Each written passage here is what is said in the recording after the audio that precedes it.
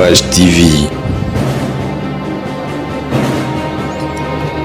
C'était son beau-père. Parce que l'enfant déclarait ses droits. Quel niveau? Droit moya nini? Respect, ya bana mibali, bandero na biso mibali na niveau poto et pas basi et sili. Mibali ebele pe ba se plaindre na olobake non, to mema basi na poto surtout ba fi internet. Après ba lukela biso mais so esimbité.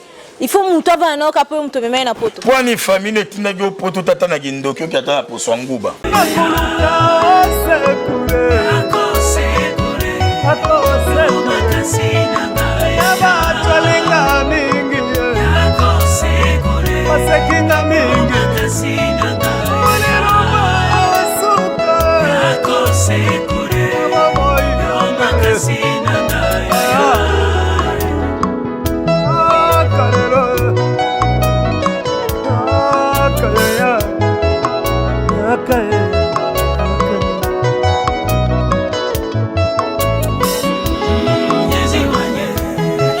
Boy malam na Capage Télévision. Merci na bayanyo subozui libaku ya kolanda tendresse pambo présentatrice na mino ya Capage Télévision. Voilà nazanga mon côté na mukolo ya lelo comme d'habitude la rabino ba nouvelle ya bien en tout cas nazanga na sengo ya kozana ba poste télévision na bino parce que on a toujours de nouvelles ya bien en tout cas comme je venais de le dire tout à l'heure. Je suis pas seule, je suis avec Yonki Star. Bonjour. Ouais, salut tendresse pambo. Mon fou naturel donc voilà il va commencer. Tu vas bien? Super à l'aise, toujours dans Ngolo Nzapa, toujours en respectant les gestes et barrières. Oui, ça c'est vrai. Faut jamais poser un masque moni na yiki de un masque nanga tellement que les émissions micro il faut longola, toujours faut être muni de son masque. Se laver le main et tout. Détergenté pendant ce que le maboko, gel de lubrifiant, désinfectant, pardon. Gel désinfectant pendant ce que le maboko.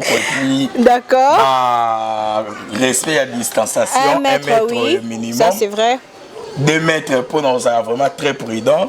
Et ensuite, il faut toujours son kosola na coude et puis toujours avoir un papier mouchoir utilisable et hygiénique. Oui.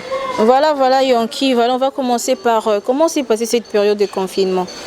Ouais, en tout cas, qu'est-ce que cela t'a enseigné en fait? Qu'est-ce que cela t'a enseigné? Nous a beaucoup enseigné. Pour le athée amité dans le confinement, en tout cas, voilà, c'est que c'est comme ma famille. Parce que le confinement nous a enseigné que il faut toujours avoir des réserves. Tu vois, quand on gagne l'argent, quand on a le sous, on le gaspille sans pour autant calculer pour le lobby et écoute en ango. Congolais, quinoise, tu vis en tous les jours. La manière dont ils ont côté, la manière dont tu dépenses. Esprit pénal est épargné toi en ango. Je sais pas, analyse Moksuna Saga Yamuke, qui magie à Pamba. Qui magie et à 100 francs, ça 50. Mais dans 7 jours, si on gagne 7 jours, on a 2 kits magie, c'est 300 francs. Soit 300 on a multiplié par 7. Au moins déjà on a 2100 francs. Dans 7 jours. Dans 7 jours, voilà. Mais si on a un kit magie, paquet nango. Et bon, tu combien? 1600 francs congolais. Mais pour son bagage c'est tout un problème. Vous préférez son mandat chaque jour, du jour au jour. Et pourtant, ça dépense. Et pourtant, tu dépenses plus. Provision, tu coûtes ça. Litungu la pamba. Filet avec ma tungu, il y a 1 gramme. Peut-être de 2500 francs. Mais lorsque le Tongo de Moko, 400 ou 300, multiplions par 7 jours, tu dépenses combien? Donc cela t'a enseigné que tu dois rester prudent, vigilant, c'est ça? Voilà. Donc, en tout cas, et enseigner Bisso, Makasi. Là, vraiment, on a Koko Sate. Na Koko Sate pour les Olympiques Sony. Banda Lelo, son ceux qui Congolais comme Bomba. Na biso bata petite entreprise, bata grande entreprise, bata petit moyen, biso bata classe A. To comme bomba. Donc réserve est plus importante. Et puis en plus, ils ont reçu ce confinement enseigné biso, à comprendre que qu'on a vu à monter vraiment important. Ok. Donc ils ont sauvé ma vie en fait. Biso de skola maboko kaka sur ngolia to ucholia. Or après ta journée, il faut te laver les mains. Et ça, quand on était à l'école primaire, on nous a enseigné ça, oui, ça c'est vrai. École primaire, maternelle, mais on avait négligé. On les négligeait, mais les gens lavez-vous les mains et tout. Oui, oui. Voilà. Donc voilà, ils ont mis main, donc voilà, parce que tous un sujet belé, le long dans une émission moi solo. Émission solo, c'est-à-dire tous décortiquer étape par étape, il y a un sujet on a élibino lelo. Et on qui un sujet moi répète ça passe le quoi histoire à moi là 50.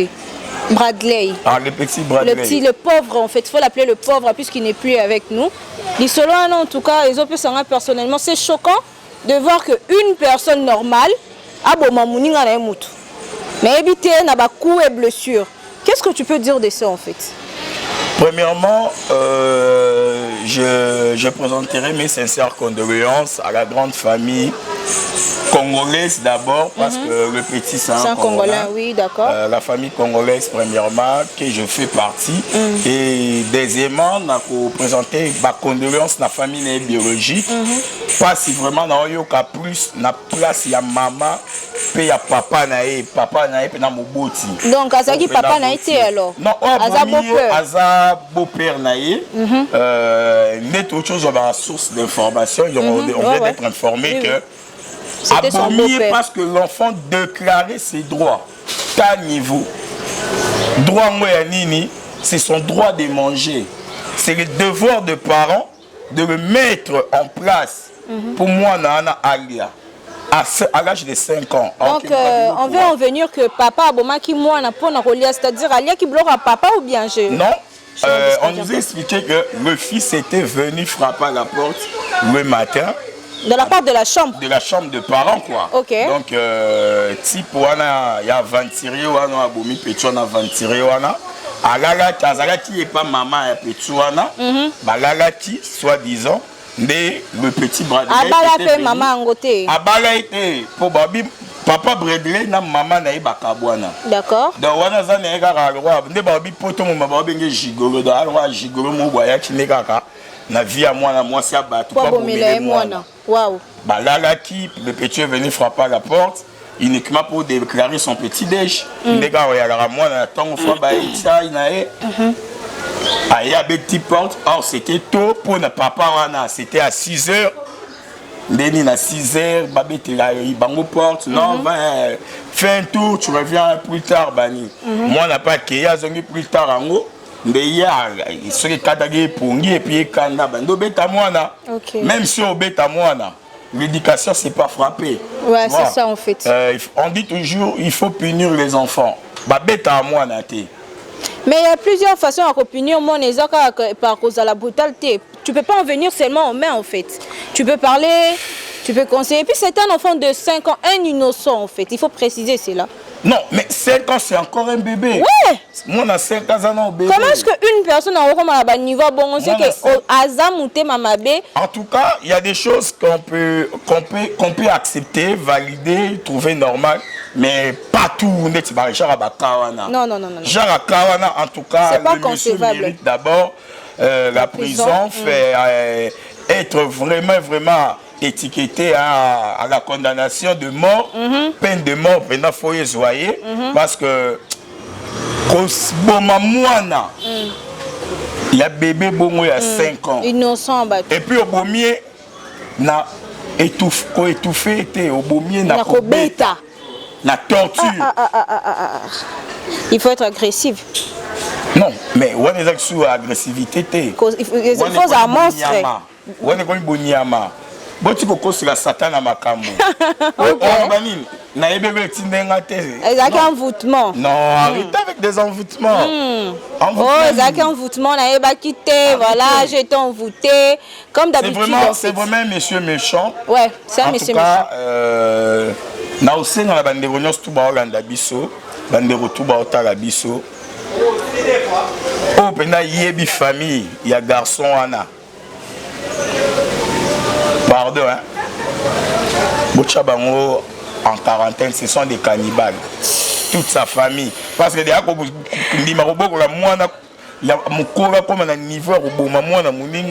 c'est qu'il a dû faire déjà Minene avant cela. Voilà, c'est bataille caché judiciaire, eh bien ils vont voir ça peut-être donc dans minute la minute en prison, il a été arrêté. Mais oui, il est déjà arrêté. Wow. Il est déjà. J'aimerais aussi extrapoler na bandeko basi hein. Bandeko basi na biso, bino basi na biso botala ngai. Tant bokabwana na biso ezalaka te bokabwana na biso po bokende ko kominio ko la lisusu. Kabona na makambu nyoso okende ozala bien. Ba défaut kuta otikinga nango kuna ezalate. Normalement quand tu quittes quelqu'un pour ses défauts, OK pas monter ba qualité na eza crime encore. En tout cas. Donc cela directement continue na sujet à Peniel. Voilà. Batu bazoluka babala na ye azoluka kabwa na mobile na ye. Donc tout cela c'est un truc, comment je peux dire ça, résultat divorce. Ça résultat divorce, résultat bêtise, il y a bino basi na biso. Quand ya biso monter après. Mais non, tu sais quoi? La solution ça se trouve. OK. Tu vois? OK. J'ai des défauts, j'ai mes qualités. Tu as tes défauts ainsi tes qualités. Tant qu'on a yo, tout le monde est simbate, tout kabwana na ndenge ya bien. Ou tu kabwana te mais tu as solution ou ça que tu as bien. Non maman moi bangala no katelanga pe en tout cas pardon hein. Nyangote. Na miso abatu ça bien te. Yo be mama lobano lobelanga na miso abatu on desala ke ngana répondre au bongo. Du coup bobongisi. OK. Tu vois? Pour presque papa ya bradere ya kinda. Ce gazo moi aussi. On ne sait pas, mais ce qui est important, il vit mieux. Moi si on a paix, n'a pas naé. Elle a pensé que elle va vivre mieux na mutazwaki. Mais t'as les loba ça. Donc catastrophe, donc, ça fait mal. Tout kabwana ka pona bien, tout kabwana te pona les embris en tout cas. Voilà, ça fait mal. Les autres, ça la passe si comment on a que moi dans bateau il y a ange y a bateau mouké en fait parce que c'était une azaki innocent avec le côté infliger peine surtout oyo. Ça fait mal, j'ai vraiment mal en fait parce que moi je suis une femme et puis je me mets à la place de cette dame nazo capable na ma casse kolika. Donc voilà, Yankee voilà tous dans les solo mususu sujet mususu super ko décortiquer en long wana peut-être en long et en large. Basi ya poto. Ezalaka nini? Wana otuna ote na otuna ndesko bango basi ya poto baolandanga na minso ba mama ezalaka nini Yankee nazongeli yo ezalaka nini soki mobali Diana tuna na une question moi ya liboso pour ina s'embrouiller un peu. Et là on y est na ba mama poto ba commander ba koma. En fait, et là comme ça ba ça soit poto. Têtu ba comme têtu. Et là comme ça bongo ezalaka autozora atomema na poto. Oui. Ba komara na comportement là, c'est dû à quoi? C'est dû d'abord il y a latisa mutu na ye que poto ezamboka ya basi. Poto montazana privilège liboso c'est la femme. Poto priorité ba pesana le corona moi si.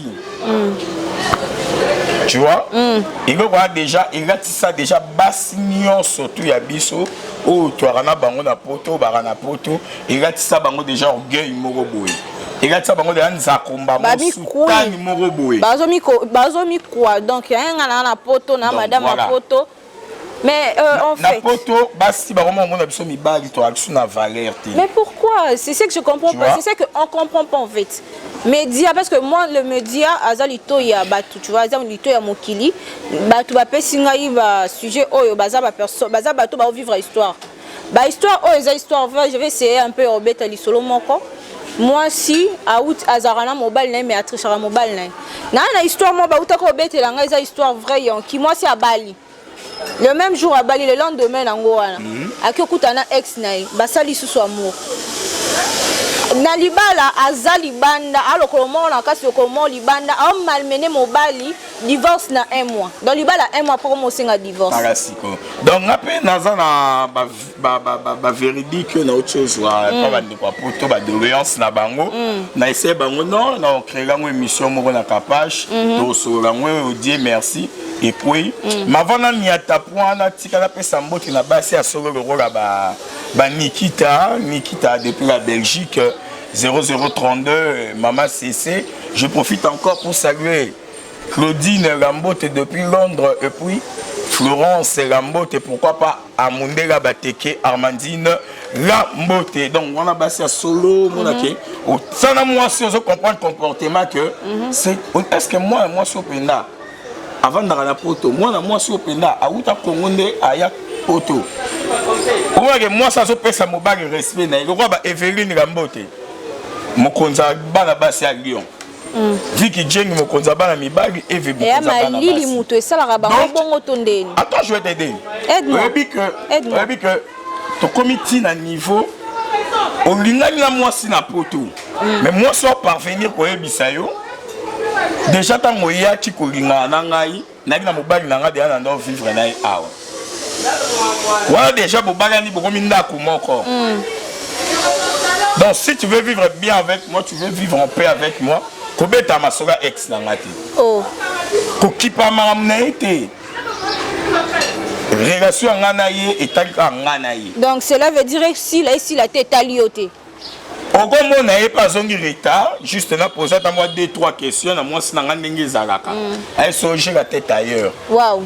En tout cas, attends le combo na ye. Attends le que tes soleil papote, le meneur papote, le Congo français a joué un moutou soleil m'a pris la tête. Soleil qui est son ex. Son ex, mais ma soleil est est-ce que tu te rends compte? Ma Lili Tonini. Je dis à mon pote là, c'est ce qui est na bouquet le beaucoup. Abiyaki. Mais sérieux? On me kabigo pour la tête. Ah ouais, quand tu oses de faire ce genre de trucs, sache-le que Mbila ya ozoyo et surtout soyez d'abengi tant Mbila ozoyo wana a baby sérieux futur na yo. Mais autrement dit ma Mbila bazon tété basi yango kasi. Donc au moni Mbila aye bara a comprendre qu'est-ce qui se passe dans ba couple africain. Mais ba mindele o ba ngingana na ba africaine congolaise disons moi mon qui est bangonde ba goûta na saveur wana pena ya mpifo munoko ya mwasa congolaise o abena ba katelo lingala yo mo epese pongo ngali o lamuki boko fonga mistoko mokenge somo penza. donc respect ya bana mibali bandeko na biso mibali na niveau poto et pas basi et sili et sili pourquoi moi c'est que caillou yo poke caillou bozongi na pourquoi agambi na été égalité. Ah, tout va normal, mais moi je viens du taf, je suis fatigué. Wow. Ah, tu peux te faire la cuisine. Donc on se l'année nini. Tu es fatigué. Ah, il est fatigué. Et comme dans l'habitude. Et moi les amis bagay mais malamu OK que bon. Chaque dimanche moi je fais la cuisine pour ma famille. C'est normal. C'est normal. OK. Si vous passez la biso poto ba comme bossa na ndé ba tâche na ba. Ba comme ça na bandenge moko boy. Bazoye ba isute quels sont leurs droits et quels sont leurs devoirs. Oui. Baoye bango isute. Tu peux être fatigué, oui, je peux faire la cuisson pour toi. Mais c'est pas à chaque fois au commission habiti, au comme boya ba devoir na yo. Et comme au commission ba devoir ba droit. OK. Non, j'ai droit aussi de me reposer. Mon boss a dit que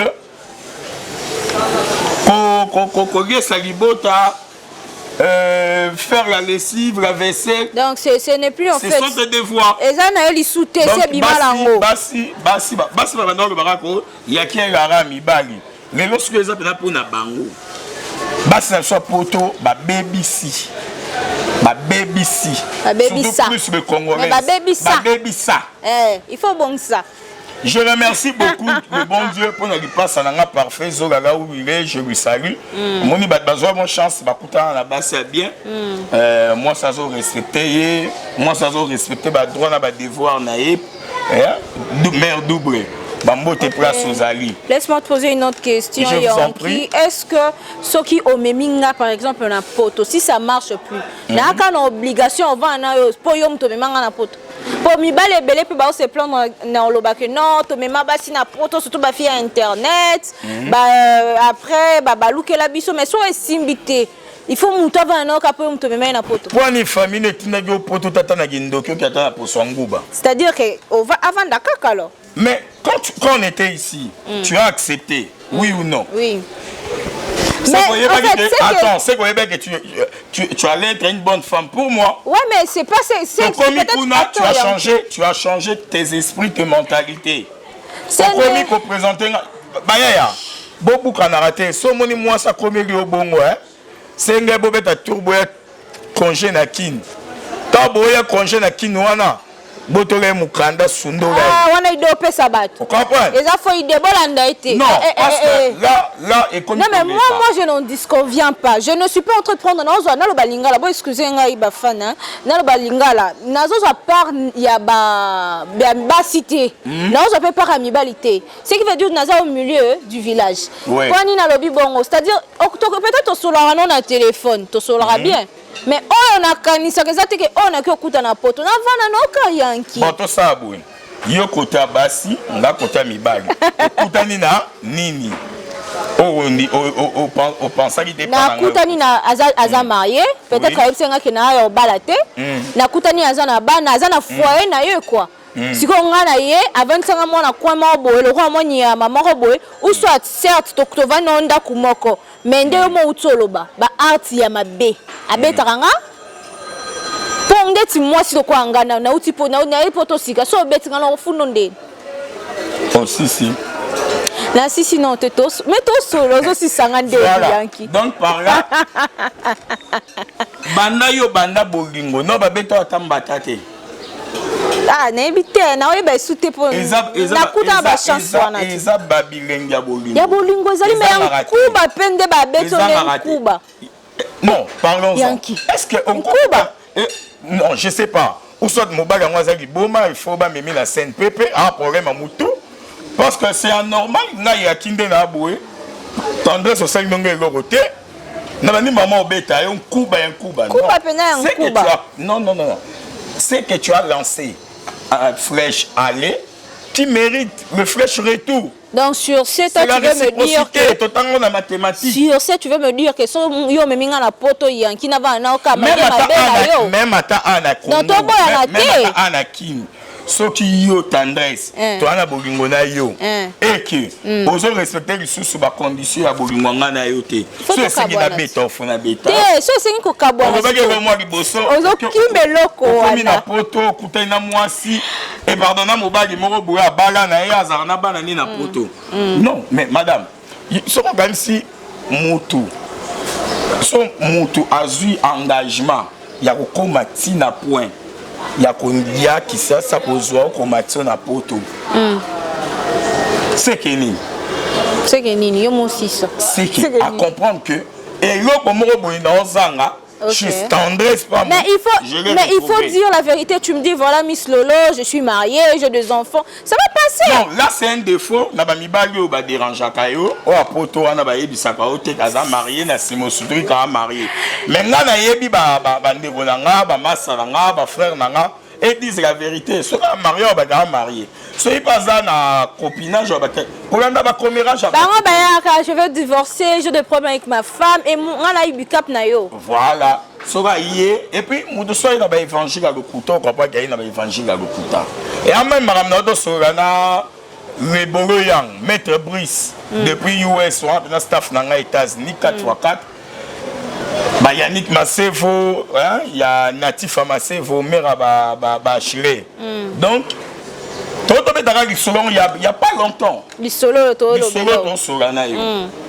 Les gens pensent que tant que tu c'est pour se faire souffrir. Non. Ok. toza na bolingo toza mwasi ya mobali po tolingani couple monde kovanda tolobake nga na vanda ne katika nga pena na pambo tovanda katika kati kovanda ngai pena na mislolo somo bébé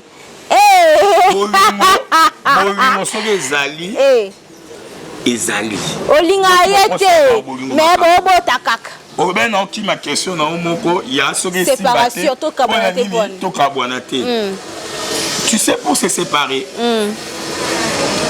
il y a une chanson et bando betakala je sais c'est on dit difficile à construire et facile à détruire balingana na mulai tokabwana na mukuse oui kokabwana ya mabete on peut se séparer mais il faut savoir tous kabwana pona nini qu'est-ce qui nous sépare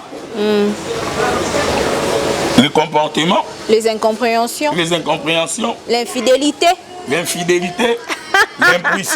l'impuissance sexuelle, l'inconnaissance sur les lits. Babilo Rolagnos tout faut au ça m'appelle faut au tu vois? Ok. Pourquoi il faut autant avant de se mettre en couple. Ces paramètres. La relation. Là dans c'est plateau baranana yo to zanda kumoko. Na moment où Nathalie va paramètre on a n'y sauté. Ok. Le bois déjà coordonne abisso Joe Mystique. Joe Mystique déjà le. Voilà c'est la télé. En fait ça les solo j'aimerais bien te réinviter même na plateau nanga prochainement to continuer en haut. To continuer. Il faut to continuer parce que ça mon nene c'est là nanu. Ah. C'est émission nanga. Ah, ya Kistare. Yo bongo nanga. Bon, on va parler de Toto le bela bolingo na boy to kanga parenthèse oyo soit to chango entre guillemets sans to beta li solo le ki na ba Congo. Ba luba ba kene ko beta concert ba na ba mapasa wana na ba Congo ba bomi wana penza. Pour nini différence comment je peux dire ça? Tribalisme, rien, tribalisme makasi bo. Oui, en tout cas, en tout cas ça fait vraiment très mal au cœur, très mal. Je suis choqué. Au moment na kota ina stade mususu émission, mais tant aux onsinga na eloko wana et qui ici un peu vitesse na kinango. C'est pourquoi on est tous des Congolais. Muluba, Mungala, Mouswahili, Mukongo, Muteke. On est tous des Congolais. Les deux jumeaux, Bakenda qui Congo central pour un spectacle na Bango. Il paraît-il Bazaï so il y a IDPS. Balaki Baluba et tout. Na Bango kuna des sali que peuple à Congo central on a pu revendiquer ndé ba connaître na niveau ba tumba bango vif. En tout cas, zwa niveau. Et logo yo tout le monde en mukie. Non, c'est peut-être sur un sujet. Tout le monde a un moukier. Bazo minimiser en haut. Tout le monde minimiser en haut. Et ça bombe moko. Et au bêta les lots télobites mais moko le bêta. Tout le monde a la guerre mondiale. Parce que tout le monde a une guerre nationale. Parce que nenge babomi bango na Congo central. Bato Mbujimai, bato Kasai, oui. Bango peut-être bango na ba otumba. Oui. Parce que dans le ba otumba, ba otumba peut parerer. Batumia mso mutaba ndundumo bo to muta Équateur ba Équateur pe batomboki oui bango to tumba to batumbi muta Kinshasa et séparation et oui donc tribalisme yo en tout cas ça doit arrêter la biso bino Nzamba pesi pour qui bokonzi offrir la rater toujours le beau Nzambe. Toute autorité vient de Dieu s'il vous plaît. OK. Bon lutter pour na biso bo bomela biso loko pour na moi bon serrer déjà minutes. En tout cas peut aussi peu aux âmes de nos frères jumeaux et puis la famille biologique na bango ainsi ba famille surtout biso sto ba congolais. En tout cas pour là beaucoup dans ma bête nga zo mbongo na Congo central. OK. Donc na ko ba de nga ba Congo autant de fois na kenda trop na kenda ngo tilelo siko yango na bi bango na makambo wana te en tout cas bato basali makambo wana on doit d'abord bien rechercher tout le yeba est-ce que vraiment ba natif à Congo central. C'est ça aussi il faut savoir. Voilà siko ko boka mabanga non parce qu'on tend déjà vers la fin de notre mission. Merci beaucoup na mama Stagnos donc de aboyer na lancer message moro tozo sala bon to benga ONGT to sala la team dans une équipe. Comme équipe, on est à 4x4 tout terrain. Oche Tembomo Miango. Donc on va se soutenir partout dans le monde. Na Kinshasa déjà Tozali, donc président Timazate, Cordo Azate, Bissonias tout bas membre. Donc 4x4 tout terrain, karaté ba t-shirt nangwe bima. Merci beaucoup na ba master tout bande retour bolandi biso, Nikita depuis la Belgique, Maman CC, na Bosante Jean-Marie Lambote, Roger Lambote et sans oublier mon pote. Oui, c'est Papa chéri Alex depuis US, Mabogo Bank. Na pesi li susumbote belé vraiment na le Boro Yang. Lui c'est maître Brice depuis US, na Bosante ba master Paris. Nino Masimbo, Rigan Mbongo d'Angola, Théo Kabadi le pote depuis Soudaf, dans Bambote belé na Bosane. Obosaninga. Miss Lolo. Tendresse, Pambo. Miss Lolo. Miss Lolo. Herbat naturel. Nalinga kalibanga makasi. Naturel quoi. Voilà. On est ensemble. Donc, Joe Mystique. Merci d'abord Sambo Kassim Zakapal. Donc, merci à toi Yankista, merci beaucoup pour répondre. Aussi. Merci à Joe Mystique mon corton. N'hésitez pas de m'inviter. Non papa, on a désannoncé Nangai. Voilà, merci à Joe Mystique mon corton comme je le dis tout à l'heure. Merci à Grace mon caméraman réalisateur. Merci à Sen, merci surtout na Kapash Télévision pour na espace Oyo. Merci à Nasinsa Kapash madame nanga pour na opportunité. Merci Nabino ba fan Boza, félicitations à vous d'abord parce que abonnez-vous, bon s'abonner, bon liker et puis bon partager. So bon soutenir Tendresse Pambo Miss Lolo, moi la mongala. Voilà, je vous laisse déjà à la prochaine. Bisous.